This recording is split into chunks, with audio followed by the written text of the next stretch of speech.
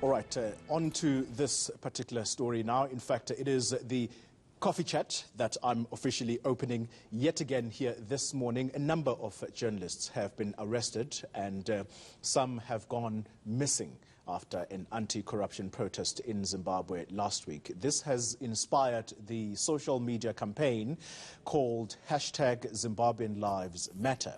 Joining me for the coffee chat this morning, we are joined by our very own eNCA Political Editor Vuyo Mvoko, who joins me in studio. Bravi, good morning once again.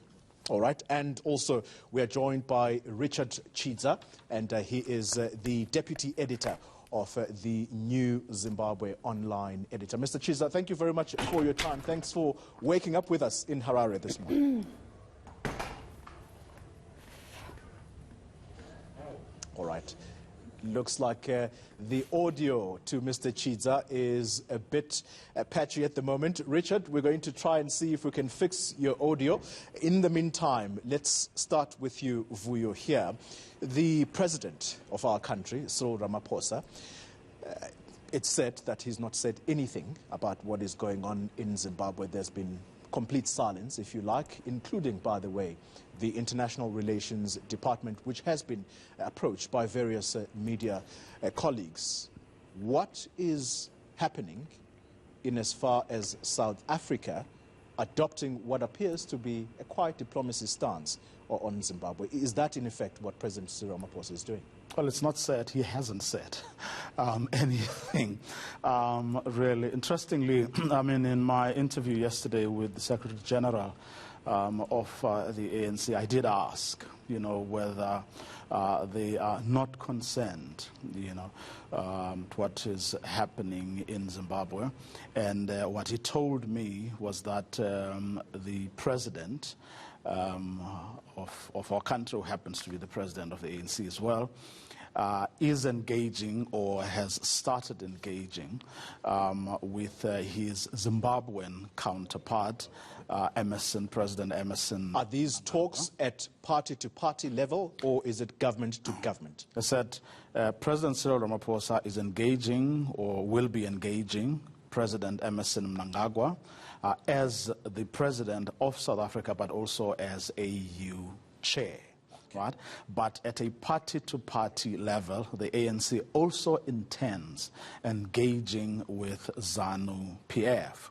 He said there has been several representations from people who are exiled in South Africa, who have told of all the stories and the misery currently happening inside that country. And he agrees that there may be consequences or repercussions for South Africa given what is happening there. So the ANC, as the governing party, would be concerned for that reason, but also from a humanitarian point of view. It's something they feel they need to raise with ZANU-PF.